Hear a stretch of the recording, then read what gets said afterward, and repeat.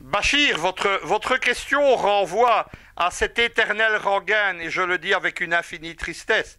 C'est celle des rivalités ethniques que l'on agite, les Occidentaux, dans toute l'Afrique pour diviser les pays. À qui profiterait une division de la RCA entre chrétiens et musulmans? Aux impérialistes, évidemment. N'oubliez jamais une chose, et là je vais de la RCA passer à un fondement de la géopolitique.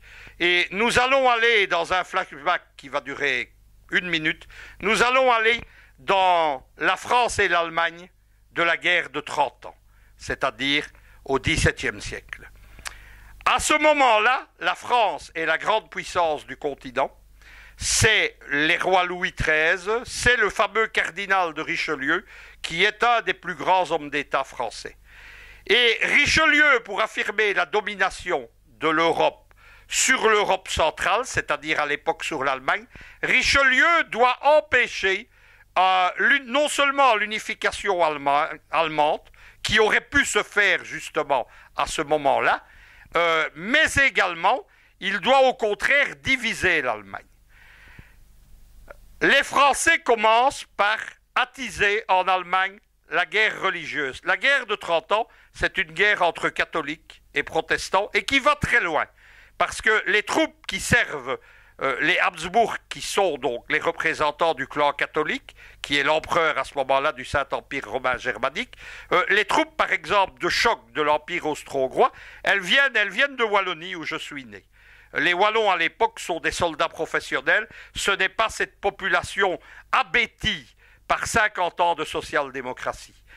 Que fait Richelieu? Il entretient les guerres civiles. La France, qu'on appelait alors la fille aînée de l'Église, elle s'allie avec les pires ennemis de l'Église catholique, c'est-à-dire les protestants.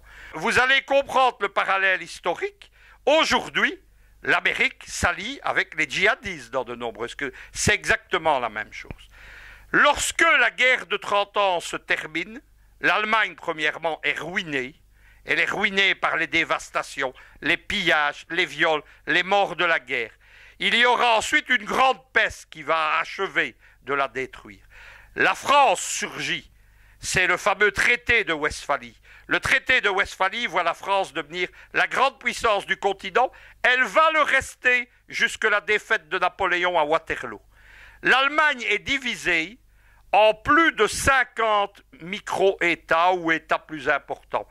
Les Allemands utilisent, le grand historien allemand Frédéric Grimm a appelé ça la Kleinstaaterei, c'est-à-dire la création des petits États.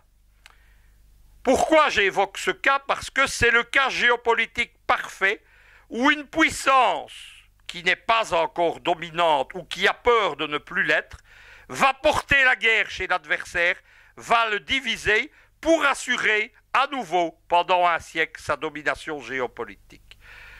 Que vous compreniez quel exemple représente le cardinal de Richelieu ou le traité de Westphalie pour la politique et la géopolitique américaine, Henry Kissinger considère Richelieu comme son mentor, comme son maître. Et qui est l'héritier de Henry Kissinger? Et nous arrivons au grand échiquier, c'est justement Zbigniew Brzezinski, le théoricien de la domination américaine sur le monde par le contrôle de l'Eurasie. J'en reviens maintenant à l'Afrique. À votre question, Bachir. À qui va profiter une division de la RCA? Mais à l'impérialisme, bien entendu, qui va s'emparer des richesses de ce pays. À qui profite actuellement la guerre sans fin en République du Congo? À qui profite la guerre au Mali? À qui profite la guerre civile en Libye? À qui profite la guerre en Syrie? À qui profite la guerre que l'on essaye d'importer en Algérie? Mais elle profite à Washington, aux Américains, à l'Africom, et ne l'oubliez jamais, aux multinationales qui sont derrière elles. Multinationales qui ne sont pas américaines ou françaises ou britanniques. Multinationales qui sont des prédateurs du commerce, de l'économie et de la finance.